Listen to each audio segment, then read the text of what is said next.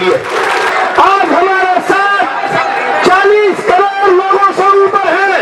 यदि दलित और मुस्लिम दोनों मिल जाए तो जाकर के 80 करोड़ पर पहुंचते हैं, तो क्यों हम दोनों मिले और सरकार को खाड़ फेंके।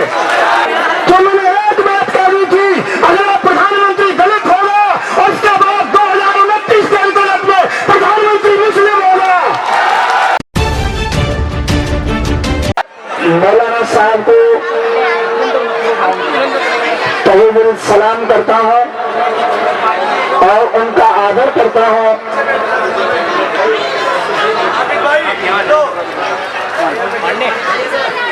यदि मुझसे कोई गलती हो तो मुझे क्षमा करें। हालांकि मैंने कुरान शरीफ का अध्ययन किया है, परंतु मुझे उतना अध्ययन नहीं है जितना कि यहाँ पर काफी लोगों को जिसके विषय में ज्ञान है। मैं मौलाना साहब को नमन प्रणाम करता हूँ, सलाम करता हूँ। मैं बीच में अपनी बात छोड़ दी थी, मेरे ऊपर बहुत बड़ा विवाद बना, क्योंकि मैंने एक बात सच्चाई कह दी थी कि अगला जो प्रधानमंत्री होगा वो दलित होगा। तो दलितों को सदैव से दबाया गया है, कभी उनकी बारात नहीं निकलने दी जाती थी और कभी उनको समाज में जो स्थान मिलना था वो नहीं दिया गया। यही दलितों को किसी ने सम्मान दिया है तो मुस्लिम समाज ने दिया है और दलित को ये स्वीकार करना चाहिए।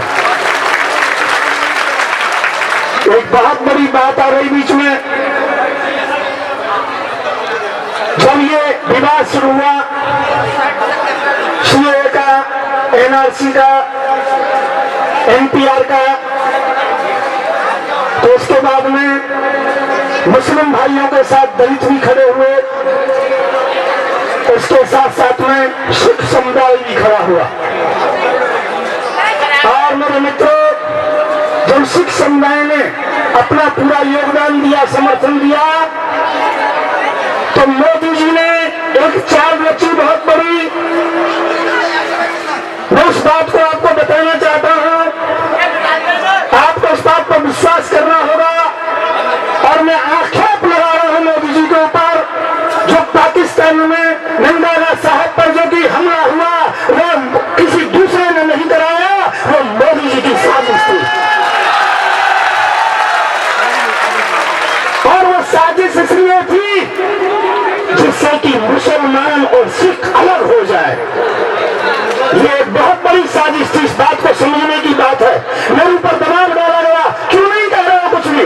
मैंने पाकिस्तान सरकार के लिए तो डांटा कि पाकिस्तान सरकार को माफी मांगनी चाहिए, पर वहां से जब भी जवाब आया दूतावास से तो ये एक ही बात कही थी कि हमारे यहाँ ऐसा किसी ने नहीं किया, इसके अंतर्गत में जरूर कोई भारत की ही राजनीतिक साजिश होगी और इसके लिए वास्तविकता और एक दिन वो बात आ जाएगी। जैसे मैंने पुलवामा के लिए कहा था, पुलवामा का कांड होता ही कि मोदी और सागर नार्को टेस्ट कराओ, इन्होंने ये हमला कराया है, तो वही बात होगी।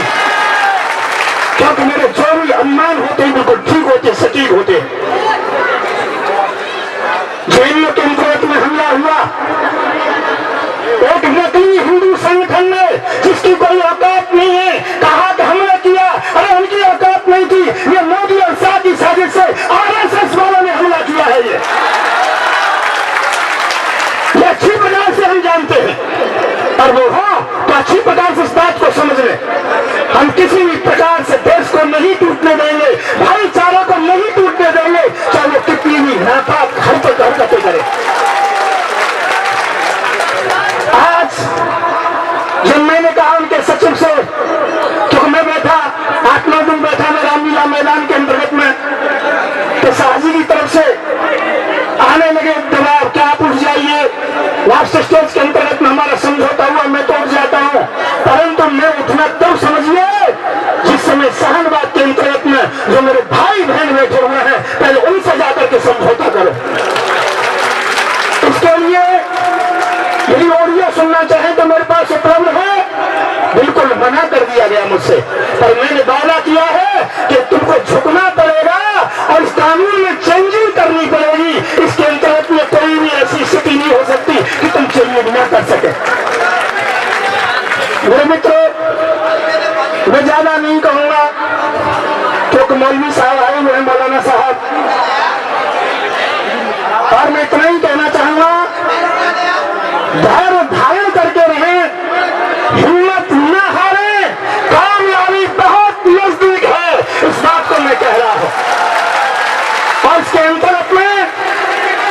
मेरी बात चल रही है, मैं इतना आपको आश्वासन दिला रहा हूं।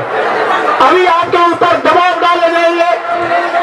मैंने सचिन महोदय से कहा कहीं ऐसा तो नहीं शानबाग के अंतर्गत में रामदेव बाबा की तरह करने जा रहे हो जिस प्रकार से रामदेव के साथ किया था। मुझसे कह दिया ऐसा नहीं करना है। मैंने कहा तो समझौता करोगे? उनका समझौता भी नहीं करना है। तो फिर मैंने कहा क्या करोगे? उन्होंने कहा जब बैठे अपनी मर्जी से बैठे, अपनी मर्जी से उठ जाए। मैंने कहा बैठो अपनी मर्जी से है, पर सरकार को मिन्नत करनी होगी उनको उठाने के लिए। मेरे मित्रों में ज्यादा शब्द न कहते हुए मौलाना साहब हैं तो बड़ी गुस्ताखी होगी ज्यादा देर मुझे वार्ता करते हुए रहना, पर इतना ही कहना चाहूंगा कामयाबी हमें मिलेगी और इनका केवल एक ही उद्देश्य है। इनका उद्देश्य ये नहीं है, इनमें इतनी हिम्मत नहीं किसी एक भी मुसलमान को देश से बाहर भगा सके। इनका केवल इतना है कि वोटों को डिवाइडेशन करना चाहते हैं और मुसलमानों के वोटों के लिए एक कानून का सहारा लेकर के कि दादा का नाम बताओ, पिता का नाम बताओ, माता का नाम बताओ, दादा दादी के विषय में बताओ और ये बताइए कहाँ जन्म लिया, उनकी डेट ऑफ बर्थ बताइए। मैं कहता हूँ जन्म तिथि की बात करते हो। हम लोग जो 50 साल के हैं हमें अच्छी तरह से याद है, हमारे पिता जब लेके जाते थे उंगली पकड़ करके तो कहते थे हमारे बेटे का एडमिशन करो मास्टर जी। मास्टर जी पूछते थे कितने साल का है? हमारे दादा और पिता कहते थे होगा 5, 6, 7 साल का। अब उसमें कोई आइडिया नहीं। और कब जन्म हुआ है तो वो कहते थे दिवाली थी, ईद थी, ऐसा ही कुछ बताते थे। अर्थात हमारी जन्मतिथि फिक्स नहीं है तो हम अपने बाप दादाओं की जन्मतिथि कैसे बता सकते हैं? शर्म आनी चाहिए।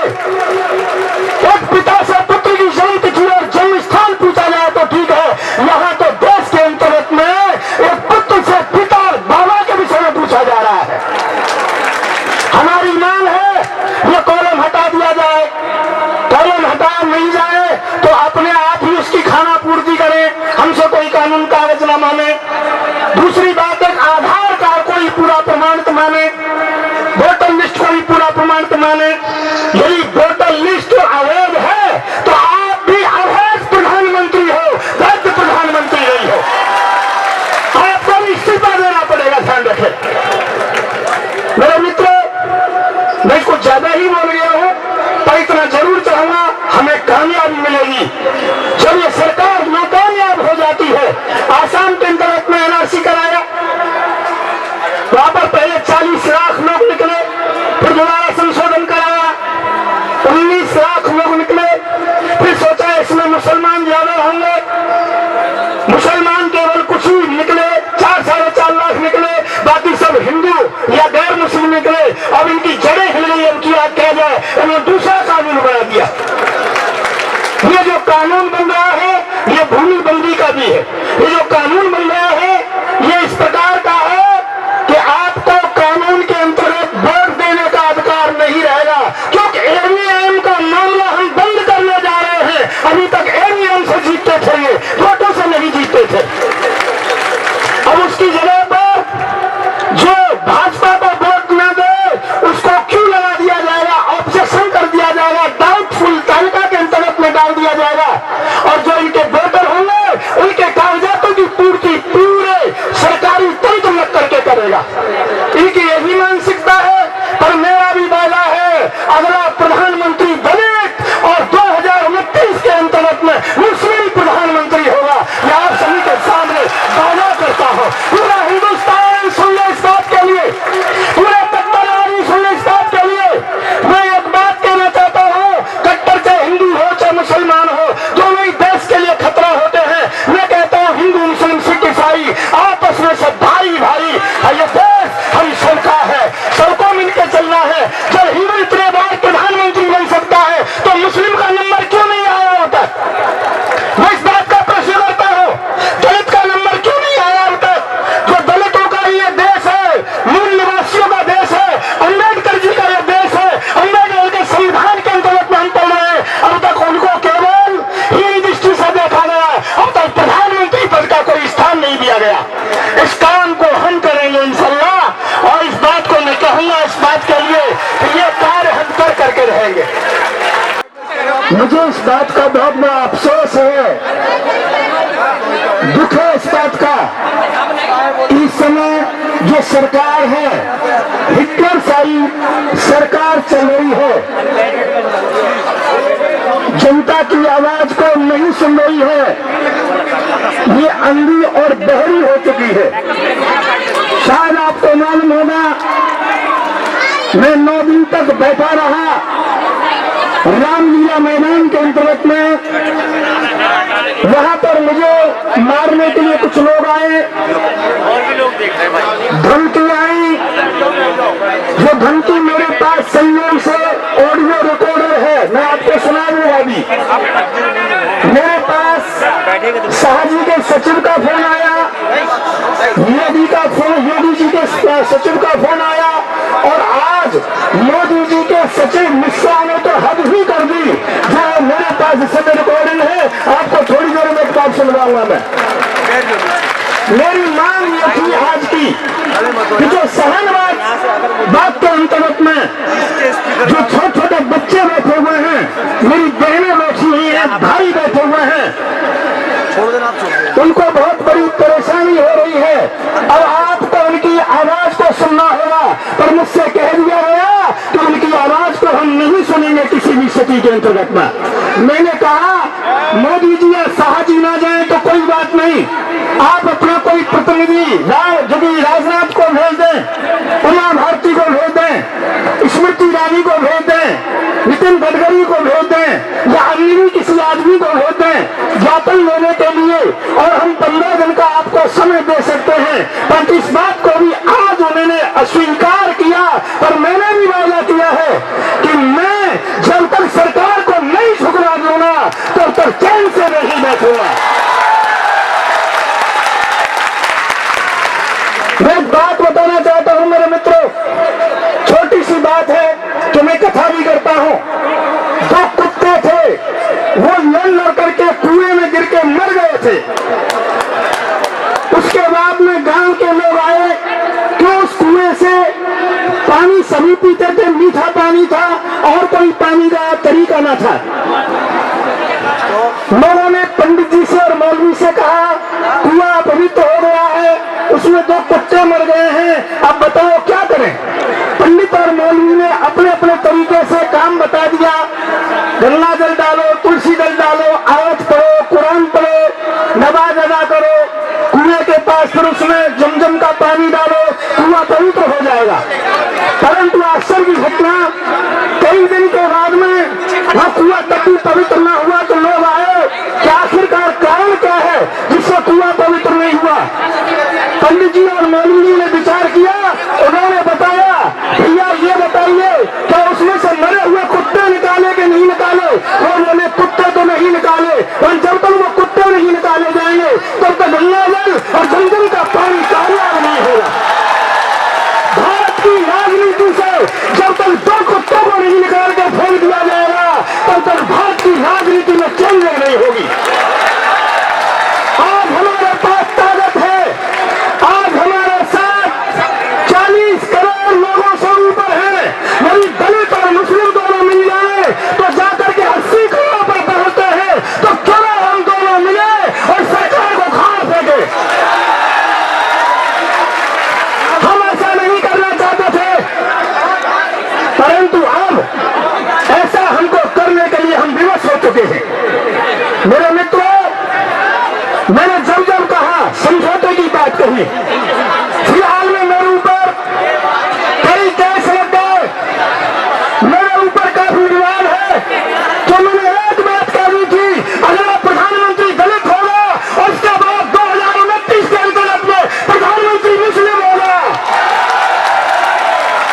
मेरी इस घोषणा से पूरे देश के अंतर्गत में कुछ लोगों के बाल खड़े हो गए हैं।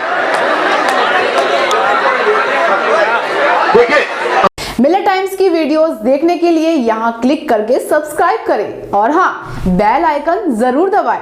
अगर फेसबुक पर देख रहे हैं तो पेज लाइक करें। ताज़ा तरीन खबरों और मज़ामीन के लिए विजिट करें हमारी वेबसाइट www.millettimes.com। हमारी ये वेबसाइट उर्दू, हिंदी, इंग्लिश तीनों लैंग्वेज में मौजूद है।